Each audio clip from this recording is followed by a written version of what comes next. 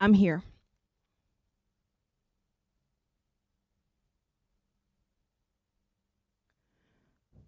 I might not exist anywhere else, but at least I'm still here.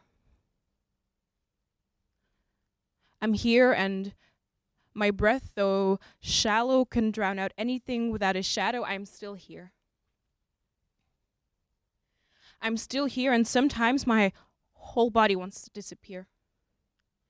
It can't place the feeling of sheer discomfort, of unease, of not fitting into itself, of not meeting a belief that comes with being a certain leaf on a family tree. I carried them with me in boxes until I was 20. I checked them all. Believe me, they are empty. They are triggered by the fear of pulling.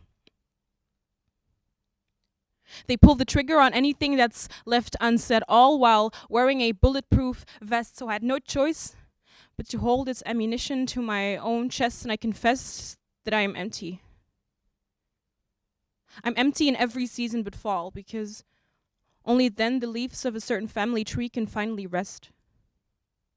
I confess that I fear nothing. I fear no thing. I fear only the vagueness in between the open spaces of words.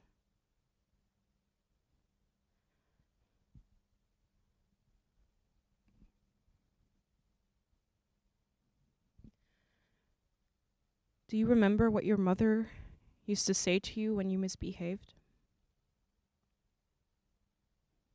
Or did she say nothing at all? Was it the silence that ripped you apart? Or was it the understanding that vagueness has no face and no feet and no hands to pull you out of the dark when you can't understand what you did wrong, that you think of her when listening to that song Honey by Ravina, and her hand seemed to stick to yours when you were sitting there together on your bedroom floor, and you had never felt that way about anyone ever before, and the bulletproof vest that your beliefs wore would have been left in a box at the door.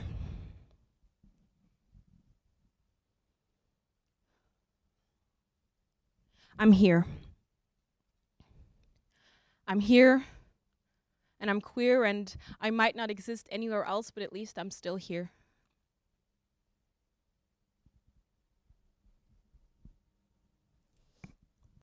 Echo. To make sense of the world is to adjust the lens that made your vision blurred, is to make amends with the words that were presented to you at birth.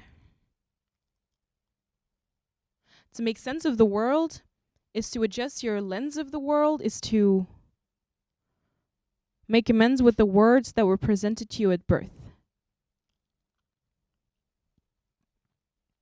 To make amends with the world is to make sense of the world, is to adjust the lens that made your vision blurred, is to make amends with the words that were presented to you at birth.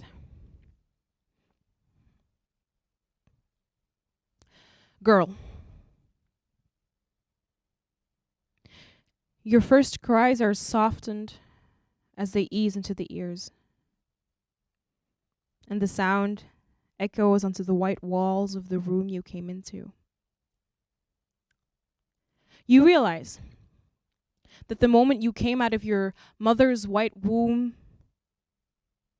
your complexion mixed a skin-deep issue with the blessing. And the complexities that came with your tissue, though lighter than others, bear a heavy message. Belgian.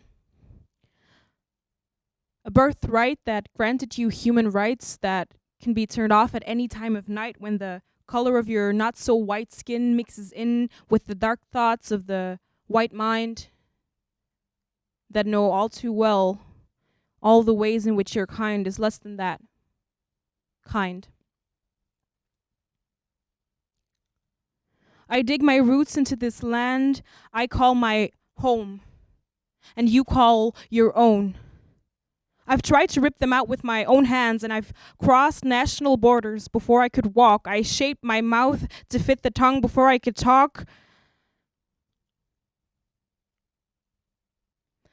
Want het Nederlands heeft zijn taal op mijn tong gebrand. Est-ce qu'on est vraiment belge si on parle pas français?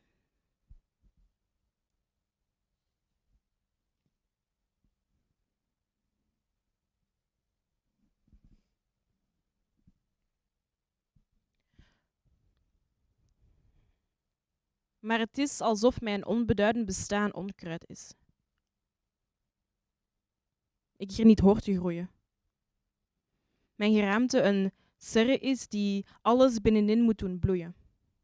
Ik die ontkiem, ontluik, maar vergeet dat de zon zijn vaderland nooit heeft verlaten en mijn ontaards bestaan enkel regen kent.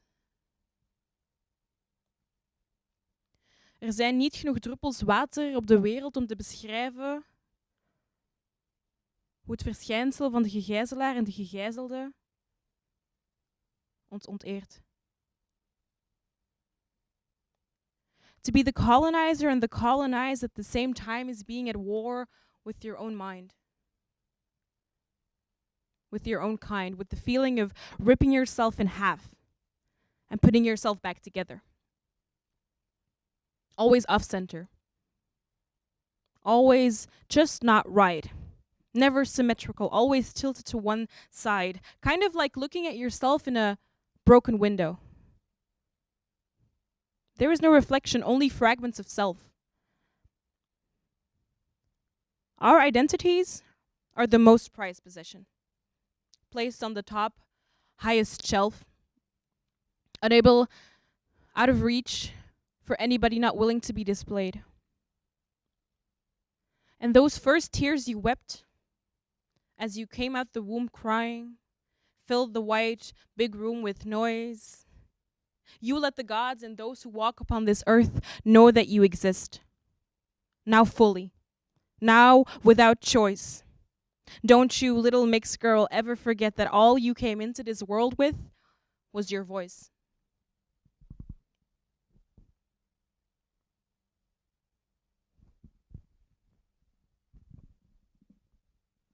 Het was een lange avond van verhalen. Het was een lange avond van verhalen over familieruzies, familiegeschiedenis, ontmoetingen van en tussen kinderen, vertakkingen in de verhalen die ik dacht te kennen. Ik begrijp mijn ouders niet. Ik ken mijn voorouders niet.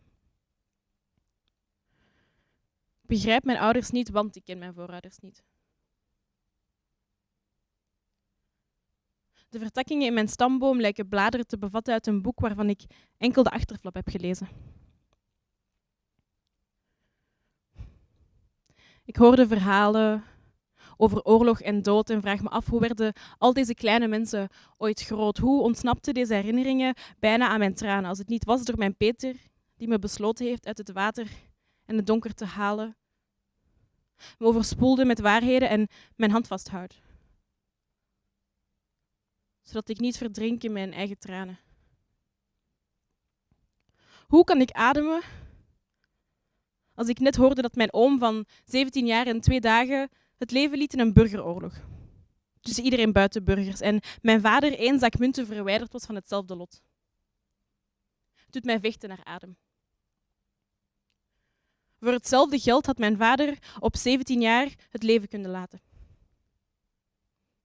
Had het bloed niet meer kunnen stromen door zijn aderen, had ik nooit zijn naam kunnen dragen, had hij mij nooit in zijn armen kunnen dragen en ik weet dat ik dit leed niet kan dragen, mag dragen, maar ik moet doorvragen en door alle vragen groeit de woede om mijn vader,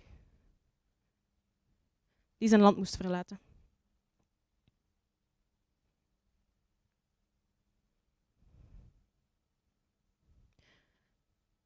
Mijn vader verliet zijn vaderland om mijn vader te kunnen worden. Om een ander niet te hoeven verwonden.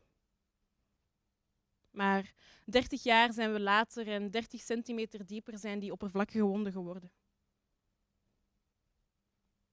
Kokos bloed versmelt met het mijne tot zij het begin is en ik het einde en ik een einde breng aan het leed, doorgegeven op de volgende generatie, maar het stopt niet bij mij en ik wou dat ik haar kon vertellen dat ik op haar leek. Dat ik net zoals haar over lijken zou gaan om de mensen die zich een weg hebben gewrongen tot in mijn hart te beschermen. Ik zou gevaarlijke mannen uit mijn huis verjagen, net zoals zij. Als dat de boodschap is, die moet worden geleverd, zal ik mijn eigen leger maken. met de lege hulzen die boven jullie hoofden raasden in Luanda in de nacht.